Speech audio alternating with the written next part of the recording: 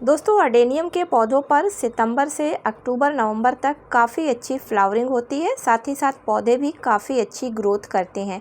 उसके बाद धीरे धीरे ठंडक बढ़ने लगती है और अडेनियम के पौधे डोरमेंसी पीरियड की तरफ बढ़ने लगते हैं। तो दोस्तों आज के वीडियो में मैं आप लोगों के साथ में शेयर करने जा रही हूँ कि सितंबर में आप अपने अडेनियम के पौधों से अच्छी फ्लावरिंग किस तरीके से ले सकते हैं।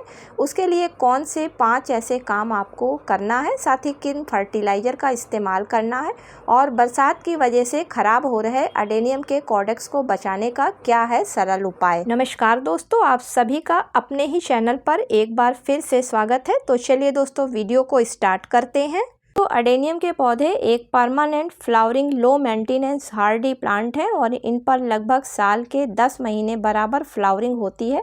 इसे डिजर्ट रोज़ यानी कि रेगिस्तानी गुलाब के नाम से भी जाना जाता है, लेकिन इस पर जो मेन फ्लावरिंग इसका सीजन होता है वो सितंबर से दिसंबर के बीच का होता है। तो चलिए देखते हैं कि पहला कौन सा काम करना है। पहला काम आपको करना है कि अडेनियम के पौधे को आप पानी सितंबर के महीने से बहुत कम कर देना है, क्योंकि मिट्टी में काफ़ी नमी हो गई है। इस वजह से आप पानी अब तभी अपने पौधे को दें जब आपके पौधे की मिट्टी अच्छी तरीके से सूखी हुई हो, क्योंकि दोस्तों बरसात की वजह से इसमें काफ़ी नमी हो गई है और इनके कॉर्डेक्स अंदर से जब ज़्यादा नमी हो जाती है तो गलने लगते हैं, जिसकी वजह से पौधे की ग्रोथ रुकने लगती है और पौधे पर कलियां नहीं बन पाती हैं।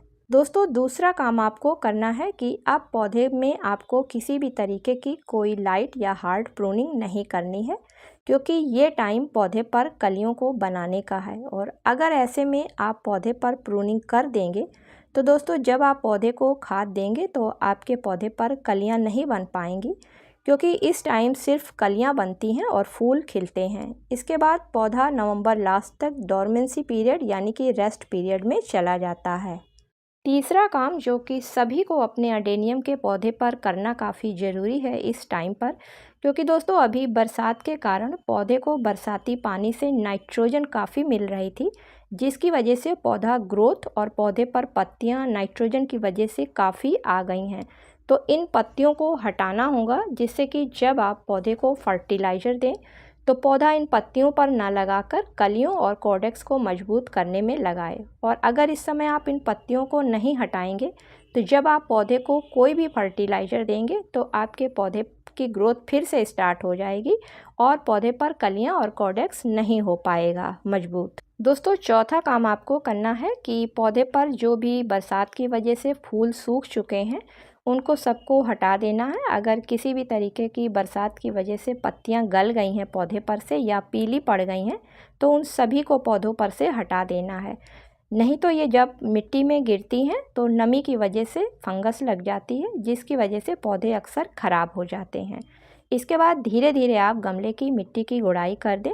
दोस्तों गुड़ाई करने के लिए किसी नुकीली चीज़ की सहायता ना लें, यानी कि खुरपी से ना करके आप जैसे किसी बिना नोक वाले चम्मच या उससे करें तो आपके पौधे में कॉर्डेक्स को नुकसान नहीं पहुंचेगा। अब दोस्तों लास्ट में बात करते हैं कि हमें अपने अडेनियम के पौधे को इस टाइम पर ऐसी कौन सी फर्टिलाइज़र्स देनी है जिसमें कि पोटेशियम और फास्फोरस पाया जाता हो लेकिन नाइट्रोजन ना होती हो, क्योंकि नाइट्रोजन बरसात की वजह से पहले ही पौधे को काफ़ी अधिक मिल चुकी है। तो पहली चीज़ आपको फंगीसाइड लेनी होगी, क्योंकि दोस्तों मिट्टी में फंगस या फिर पौधों में बरसात की वजह से अक्सर फंगस लग जाती है। तो इसको दूर करने के लिए, जिससे पौधे पर अच्छी फ्लावरिंग हो सके, तो उसके लिए पहली चीज़ फंगीसाइड लेनी है। तो फंगीसाइड के रूप में आप वुड एश यानी कि राख को ले सकते हैं, क्योंकि राख में काफ़ी अधिक मात्रा में पोटेशियम, फास्फोरस, मैग्नीशियम के साथ साथ प्रचुर मात्रा में कैल्शियम पाया जाता है।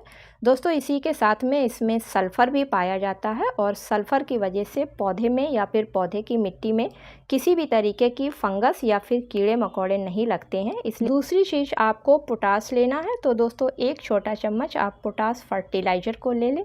इसकी जगह पर आप बनाना पील फर्टिलाइज़र का भी इस्तेमाल कर सकते हैं, लेकिन चूँकि वो ऑर्गेनिक फर्टिलाइज़र होती है इसलिए बहुत स्लो असर करती है। तो पोटास देने से पौधे पर कलियां जल्दी बनने लगती हैं, साथ ही फूलों का जो रंग होता है वो काफ़ी चटक निकल कर आता है और पौधों की कलियों में और फूलों में किसी तरीके की बीमारी नहीं लगती है। तीसरी चीज़ आपको पौधे के लिए फास्फोरस की ज़रूरत पड़ेगी। तो दोस्तों इसके लिए आप बोन मिल ले सकते हैं, और अगर आपके पास बोन मिल नहीं है तो यहाँ पर आज मैं आपके साथ में रॉक फॉस्फेट का इस्तेमाल करूँगी। तो रॉक फॉस्फेट में भी काफ़ी अधिक मात्रा में कैल्शियम और फास्फोरस पाया जाता है, क्योंकि रॉक फॉस्फेट जो होता है वो पत्थरों को पीसकर एक जो पाउडर तैयार होता है उससे बनाया जाता है, और इसके इस्तेमाल करने से पौधे के तने काफ़ी मजबूत होते हैं, साथ में पौधे का रूट सिस्टम भी काफ़ी मजबूत हो जाता है। तो 1 चम्मच यहाँ पर 10 इंच के गमले के लिए रॉक फॉस्फेट को भी ले लेती हूँ। आप तीनों चीज़ों को अच्छी तरीके से आपस में मिला लेते हैं और गुड़ाई करी हुई मिट्टी में गमले के चारों तरफ धीरे धीरे करके इसको मिलाकर ऊपर से हल्की सी वाटरिंग कर देते हैं। तो इस तरीके से दोस्तों अगर आप इन कामों को करने के साथ में इन फर्टिलाइज़र्स का अभी सितंबर में इस्तेमाल कर लेते हैं तो निश्चित रूप से आपके पौधे पर अगर कलियां अभी तक नहीं बन रही हैं तो वो कलियां बननी स्टार्ट हो जाएंगी। तो दोस्तों उम्मीद करती हूँ कि आज का वीडियो आप लोगों को पसंद आया होगा। यदि पसंद आया हो तो इसे लाइक और शेयर करें, और चैनल पर पहली बार विजिट कर रहे हैं, वीडियो पसंद आ रहा है तो चैनल को सब्सक्राइब करें। मिलती हूँ किसी अगले वीडियो में किसी नई जानकारी के साथ में। तब तक के लिए दोस्तों हैप्पी गार्डनिंग।